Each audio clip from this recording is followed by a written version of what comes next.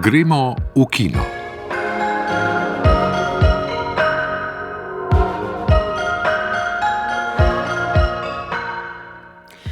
Drage poslušalke, dragi poslušalci, lepo pozdravljeni. V Benetkah se je v sredo pričel 82. mednarodni filmski festival, najstarejši filmski festival na svetu, in na rdeči preprogi so se že zvrstila prva zvezdniška imena iz sveta filma.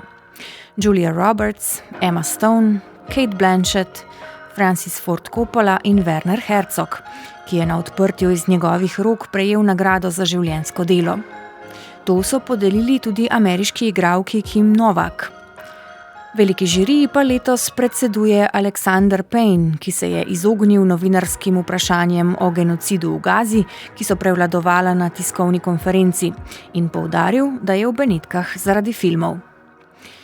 In prvi filmi, o katerih bo žirija odločala, so bili že na sporedu. Jay Kelly, Noama Baumbacha, Bogonja, Jorgosa Lantimosa, Siruta, Lasla Nemeša, pa seveda film, ki je letošnjo mostro odprl, La Grazia ali Milost Paola Sorrentina.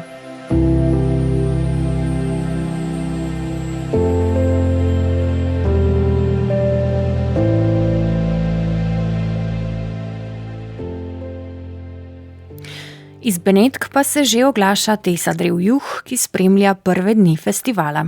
Tessa, festival je odprl novi film Paola Sorrentina, La Grazia ali Milost, postavljanje v svet politike. Ja, lani je mostro odprl ameriški film, lahko bi rekli kar mainstream film Beetlejuice Tima Burtona. Letos je bil otvoritveni film spet italijanski, ob čemer je direktor festivala Alberto Barbera izrazil navdušenje. Sorrentino je ta hip vsekakor eden največjih evropskih filmskih umetnikov. Za svoj prejšnji film Bila je Božja roka, ki je bil izrazito avtobiografski, je prejel nagrado žirije v Benetkah. Glavni lik njegovega novega filma Milost pa je italijanski predsednik, ki igra ga spet Toni Servillo. To je že njegovo 7. sodelovanje s Sorrentinom. V bistvu pa gre za zelo prepoznaven film italijanskega režiserja, ki je zaslovel z neskončno lepoto ljubezenski izjavi Rimu, za katero je prejel celo Oskarja. Tu so spet v ospredju ljubezen, vprašanja minljivosti in predvsem senčne plati ljubezni, naprimer ljubosumje. Sicer je v glavnem tekmovalnem programu 21 filmov, zelo različnih, tako glede na načine produkcije, kot seveda tematsko. Veliko je filmov v produkciji pretočnih platform, a predsednik žirije pa je letos Alexander Payne. Na sporedu je bil med drugimi tudi novi film Jorgosa Lantimosa, Bogonja, ki bo že novembra prišel tudi v slovenske kinematografe. Kakšen je film? To je remake južnokorejskega filma z angleškim naslovom Save the Green Planet, Rešimo zeleni planet iz leta 2003. Scenarij je zdaj priredil Will Tracy. Glavni vlogi igrata Emma Stone, stalna igralka pri Lantimosu, in Jesse Plemons, ki je nastopil že v njegovem prejšnjem filmu. V središču je strah pred tem, da Nezemljani želijo uničiti Zemljo, potem pa v tem pride do zanimivega preobrata. Gre za temačen film. Lantimos je na novinarski konferenci rekel, da gre za odsev naših časov, in res je tako. To ni eskapističen film, ampak kljub žanrski usmerjenosti zelo resen, aktualen film. Vizualno je izjemen, direktor fotografije je bil spet Robbie Ryan, ki je ustvaril nekakšno hiperrealno estetiko, ki se zelo dobro poda k tej vsebini. Predvsem lik, ki ga igra Plemons, je zelo kompleksen. Od začetka je predstavljen kot totalno čudaški lik, antipatičen, nasilen, ampak v teku zgodbe razvijemo vedno več simpatije do njega.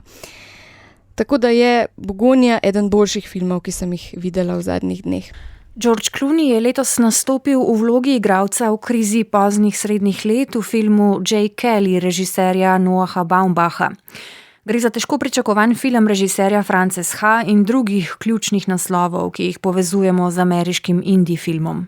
Zgodba tega filma se zdi na prvi pogled banalna. Govori o igralcu, ki je že proti koncu svoje kariere in se ozira po svojem življenju in marsikaj obžaluje. Koga bi lahko zanimala kriza nekega zvezdnika, sploh v zdajšnjih časih. Ampak dejansko film prek tega lika načne pomembna vprašanja o življenju slehernika.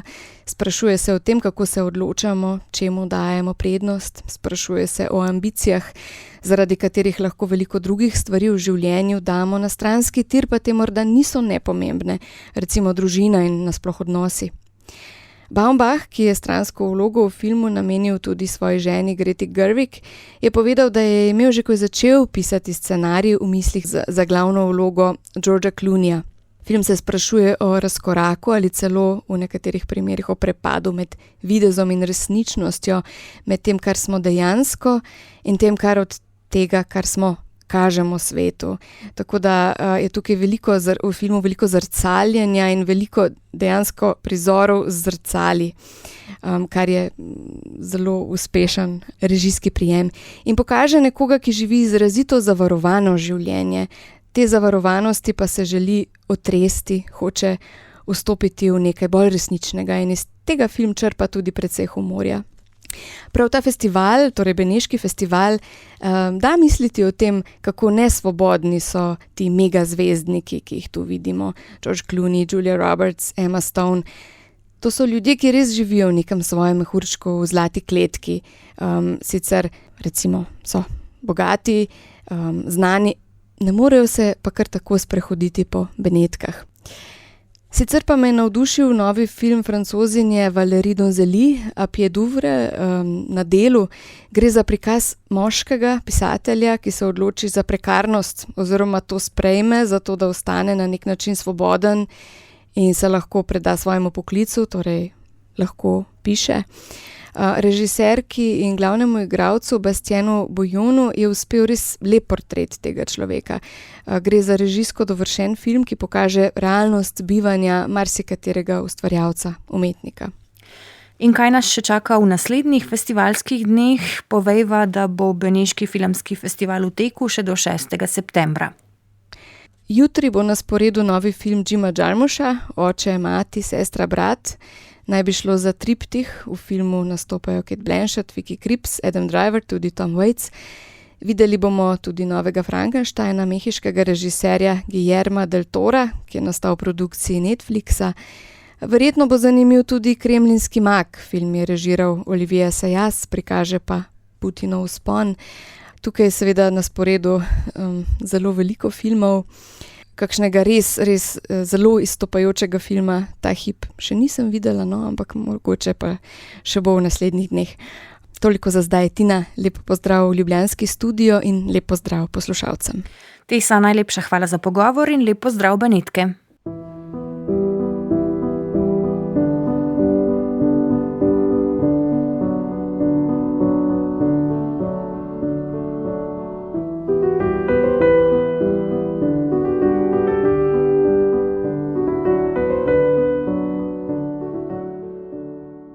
Minuli vikend so na festivalu Fake v Ljubljani podelili nagrade najboljšim kratkim filmom.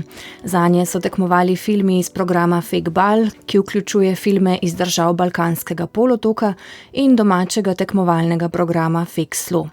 Nagrade sta letos podeljevali mednarodna žirija Oskar Ban-Brejc, Sigrid Hadenius Ebner in Momoko Seto ter žirija filmskih kritikov, ali bolje kritičark, Lina Horvat, Ksenija Zupkovič in Živa Emaršič, ki je z mano v studiu. Živa, lepo pozdravljena. Dober dan. Obe žiriji sta se strinjali glede enega filma, Fačuk, hrvaško-slovenskega dela Majde Srabović, ki je dobil nagradi za najboljši film v tekmovalnem programu Fake Bal. Film sem gledala tudi jaz, gre za res zelo kompleksno animacijo s številnimi referencami na umetnostno zgodovino. Ja, tako je, film nas je prepričal dobesedno v trenutku, 13-minutna animacija, težka tema, pravzaprav ljudski motiv nezakonske matere, ki se znajde v sovražnem okolju, ker to velja za smrtni greh. Bistven del tega filma, poleg zgodbe, je pa seveda izjemno ekspresivna animacija, ki črpa iz motivov od hrvaškega in slovenskega naivnega slikarstva, recimo od Tisnikarja do Generaliča. Vmes so tudi reference naprimer na Hieronymusa Boša, na Toneta Kralja in izjemno dobro to skupaj zanimirano, tako da je zanimivo glede na raznorodnost žiri. Tu smo bile 3 Slovenke, domačinke, ne, tako rekoč, tam pa tujci, da nas je fačuk, kar pomeni nezakonski otrok v ljudskem jeziku, zdaj ali Prekmurje ali Prlekije, da je prepričal brez problema obe žiriji. Gre za izjemen animirani film, 13-minuten, tako da absolutno upam, da se ga bo dalo kje videti kot predfilm ali na televiziji, karkoli takega si zasluži čim širše občinstvo. No, nagrado za najboljši slovenski kratki film pa ste podelili mentorju Tinkare Klipšteter. Bi lahko povedali kaj več? 15-minutni igrani film, ki se zelo spretno in zelo subtilno ukvarja s problemom zlorabe ne toliko oblasti, ampak avtoritete in moči tokrat v akademskem okolju. Gre za prizor uprizarjanja študentske predstave, kjer se zgodi ta uzurpacija moči strani mentorja, to se pravi profesorja. Reference na dogodke na AGRFT v Ljubljani so zelo evidentne, so podane pa tako spretno in tako subtilno, da se nam je zdelo, da je ravno v tem posebna moč in posebna umetnost ali veščina tega filma, režiserke Klipšteterjeve, in seveda k temu sta pripomogla tudi oba glavna igralca. Sploh nas je pa prepričalo tudi to, ker smo imeli na ogledu tudi hrvaški film, zelo podobno tematiko, spet je šlo za akademsko okolje, konkretno ravno za Hrvaško akademijo za film, ki je bil pa narejen popolnoma drugače, zelo aktivistično, zelo na prvo žogo, nič narobe s tem, 2 različna pristopa, ampak slovenski je prepričal ravno s to subtilnostjo. To pa je poseben presežek in posebna veščina in umetnost narediti to težko temo, tako da nobene brutalnosti, ničesar, gladko, lepo, skoraj da mirno teče, ko je pa filma konec, te pa zadene kot bomba, kaj si pravzaprav videl. No, mednarodna žirija pa je med tem nagradila Kismet Žige Virca. Kako ste o tem filmu razmišljali kritiki? Tudi o tem filmu smo se pogovarjali v kritiški žiriji, seveda gre pa za sorazmerno standardno naracijo, standardno zgodbo, ki pa spet razgalja eno temo ujetosti mlade ženske v romskem naselju, v romskem miljeju, ujeto v tradicionalne spone, ki jih nalagajo mladi ženski ali punci, ne samo moški, kar je zanimivo, ampak tudi starejše ženske, njene sorodnice, njene prijateljice, ki same generirajo ta isti mehanizem te ujetosti, da ženska je pač predestinirana, njen kismet, usoda je pač taka, da v hipu, ko se poroči se pa zelo mlada, se končajo vse sanje o šolanju, izobrazbi, potovanjih, predvsem pa samostojnosti. Je zelo, zelo tragična zgodba in tudi povedana bom rekla, blago povedana, ampak spet zadene kot, v tem je umetnost naracije kratkega filma, kadar se loti neke zelo globoke teme, in tu je Žigi Vircu uspelo. Kaj pa velika nagrada mednarodne žirije oziroma Grand Prix, Prekinitev ognja, je, kolikor vem, že na Berlinalu letos požela veliko zanimanja. Ja, Prekinitev ognja je pa zelo zanimiva tema, tudi tragična po svoje. Tu so si vzeli skoraj da pol ure časa, ker gre za kompleksno temo. Glavna junakinja je verjetno zelo skromna po izobrazbi, ženska, ki 30 let po zaključku vojne še vedno, skoraj da 29 let po zaključku vojne in Daytonskem sporazumu, še vedno živi v begunskem taborišču, kjer so bili nastanjeni začasno in jim pripoveduje o tem, kako jim obljubljajo, da jih bojo preselili, tukaj so tudi druge ženske, na eni strani zelo bojevite, na drugi strani ne cinično, ampak tako nekako udane v usodo, da tako pač je. In ta glavna oseba, ki ves čas nastopa in praktično govori v kamero, čeprav je v interakciji tako s sosedami, kot s svojim sinom, kot s svojo okolico, govori pošteno, naravnost, brez kakršnega koli sprenevedanja, ne da bi bila vulgarna ali groba ali karkoli, in tudi to vrstna naracija iz ust človeka, ki je dejansko mala skrita žrtev nekega velikega spopada, ki ga je poznal v tistem času ves svet, je pretresljivo. Ko si človek predstavlja ob ogledu filma, da to vrstnih ljudi je v Bosni in Hercegovini na 10.000 in nimajo javnega glasu. Tu je moč in izpovednost tega filma, zato nisem bila začudena, da je nagovoril že tudi mednarodno občinstvo. Kaj bi morda povedali še o drugih nagradah na festivalu ali pa kakšen je bil splošni vtis, v kakšnem stanju je po vaše regionalna in slovenska produkcija kratkih filmov? To, kar je bilo videno, kar smo gledali v tekmovalnih programih, to se pravi v slovenski sekciji 17 filmov, v mednarodni 20 in je to seveda nek izbor, priča pa, jaz bom rekla, zelo dobri kondiciji kratkega filma, ker smo videli od kratkih 3-minutnih animacij pa do polurnih dokumentarnih zgodb.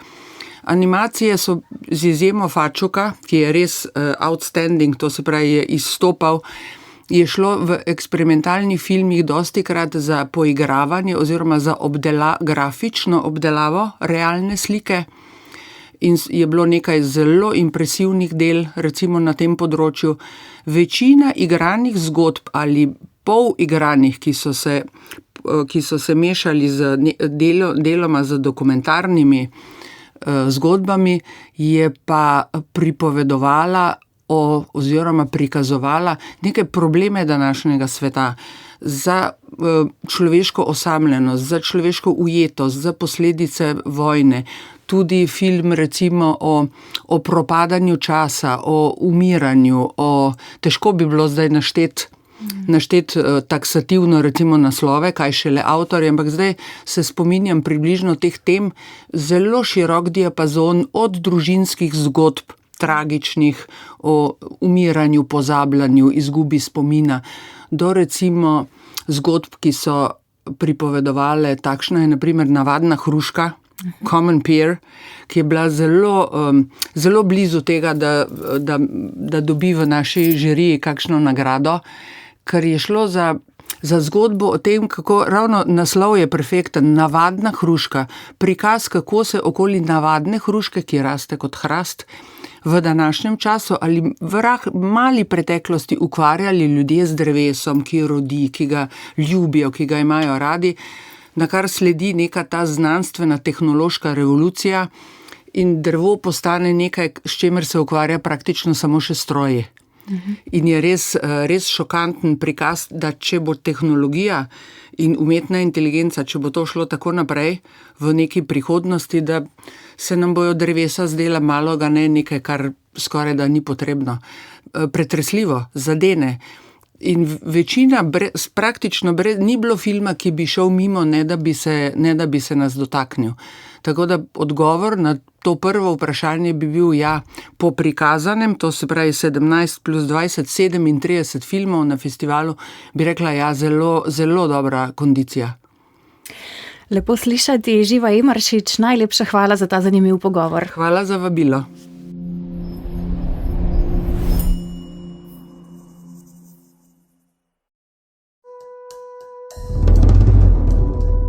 Først så visste jeg ikke at det var det, og først så trodde jeg det var Gud. Jeg pleier ikke å huske det jeg drømmer, men dette her husker jeg veldig detaljert. Det sitter liksom i kroppen. Men er du opptatt av David Bowie? Nei, det er jo ikke det helt tatt. Men var det han så på deg sånn? Jeg tror han så på meg som om jeg var en dame. Men synes du han høres annerledes ut, eller? V kinu se v teh tednih vrtijo filmi trilogije iz Osla, Seks, Sanje in ljubezen, ki jih podpisuje Norvežan Dag Johan Haugerud. Gorazd Rušnavec si je minuli teden ogledal Sanje, zdaj pa še Seks. Dva dimnikarja v sodobnem Oslu v srednjih letih, vodja oddelka in njegov podrejeni, oba srečno poročena z družinama, sta prijatelja tudi v zasebnem življenju. Medtem ko šef pripoveduje o svojih ponavljajočih se sanjah, v katerih se mu poželjivo prikazuje David Bowie, njegov kolega skoraj mimogrede navrže, da se je prejšnji dan prepustil spontanemu seksu z moškim, eno od naključnih strank. To presenetljivo epizodo je sicer priznal tudi svoji ženi, a izpoved pade mednju kot bomba in sproži veliko samoanalitičnih pogovorov med njima in njunima partnericama.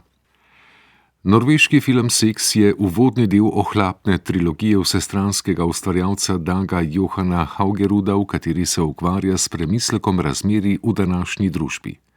Podobno kot Sanje, ki so svojo pot v kinu pričele teden prej, je tudi Seks pretežno dialoški film, vendar ves čas vzdržuje napetost, ki izhaja iz uvodne premise, pa tudi iz, recimo temu, odnosa med notranjim in zunanjim svetom. Uvodna anekdota je tako šokantna za vse vpletene, da imajo vsi težavo z ubesedovanjem svojih občutij in poskusom njihovega razumevanja oziroma vloge samih sebe znotraj te nove resničnosti. Avtor v filmu lepo pokaže, kako sta spolnost in intimnost, ne nujno 100% prekrivajoči se področji, še vedno zagatni tudi v liberalni, strpni in napredni družbi 21. stoletja. Precej pomenljivo je, da glavna lika nimata osebnih imen. Zdi se, da hoče režiser in scenarist med kopanjem po najbolj zasebnem hkrati ustvariti neko širšo, občo prispodobo. Tu je tudi manjši pomislek glede pristopa, ki je v veliki meri intelektualističen. Če pustimo razredne stereotipe ob strani, je nekoliko težko pogoltniti dejstvo, da dimnikarja razpravljata, kot da bi imela prebrane misli Blaisa Pascala ali Sorena Kierkegaarda, učiteljica za glasbo pa enemu od njiju kot terapijo priporoča Hannah Arendt. Erik Romer v svoji brezčasni mojstrovini Moja noč pri Mod, ki ga s seksom povezuje kar nekaj podobnosti, te napake ni naredil. A splošna obravnava snovi Daga Johana Haugeruda je vseeno dovolj šarmantna, da je mogoče to spregledati. Dopušča možnost, da je prav v tem pristopu preseganje razrednih pričakovanj in preprosto uživati v njegovem razmisleku o poželenju in spontanosti, pa tudi o mejah med heteronormativnostjo in homoseksualnostjo. Morda tudi o krizi srednjih let kot najbolj banalni interpretaciji. Tudi o tem, kakšni so resnični odtenki med prevaro in izdajo znotraj partnerske zveze, med fantazijo in uresničenjem, pa o telesnosti, užitku in čustvih, tudi o religioznih pogledih ter samoomejitvah. Kljub temu, da ima film Seks v pripovednem jedru neko transgresivno epizodo, ki to je, ali pa morda tudi ni, in pri vseh vpletenih zbuja precejšnjo zadrego, je značaj filma blago komičen in hkrati toplo sočuten, globoko human.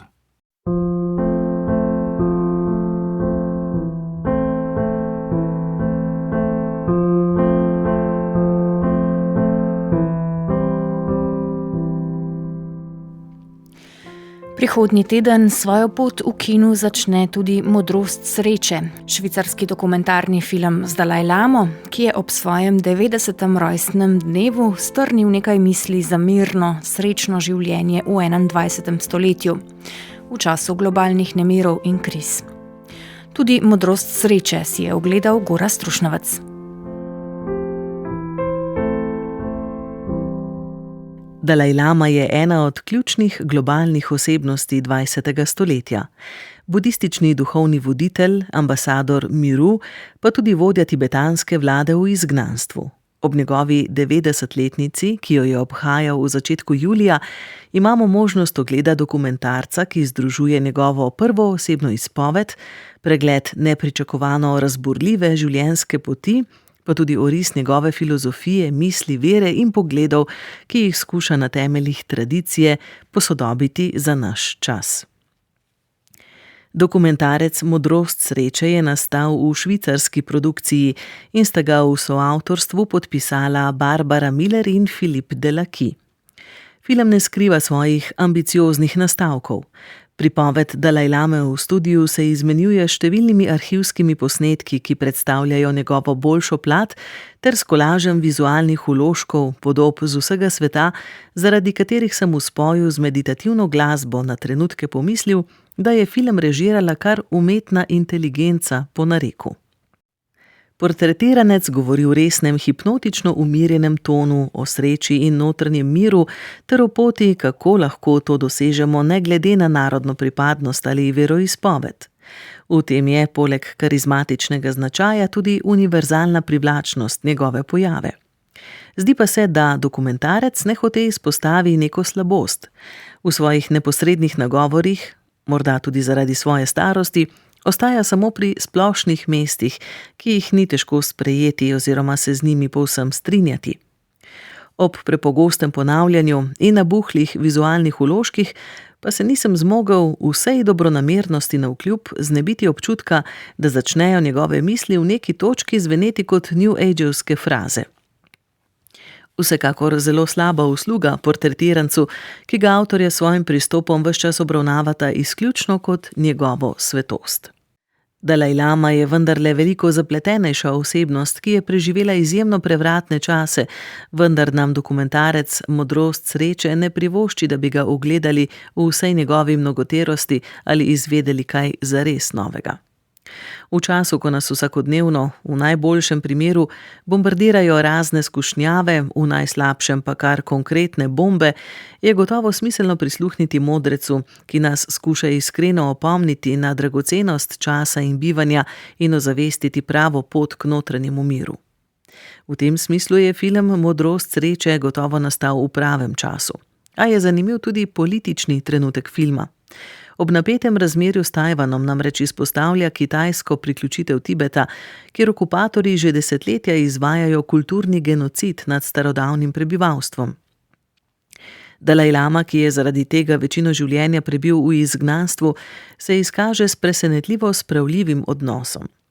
Verjetno je v tem tudi nekaj diplomatske modrosti in odmev njegovega večnega prizadevanja za miroljubne rešitve ter iskanje ravnovesja s premočnim nasprotnikom v ohranjanju ogrožene avtohtone kulture.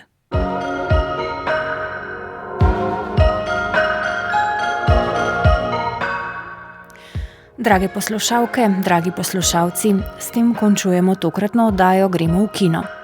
Oblikovali smo jo Mateja Perpar, Aleksander Golja, Tina Ogrin, Vito Plavčak in Tina Poglajen. Želim vam veliko dobrih filmov in vas lepo pozdravljam do prihodnjega tedna.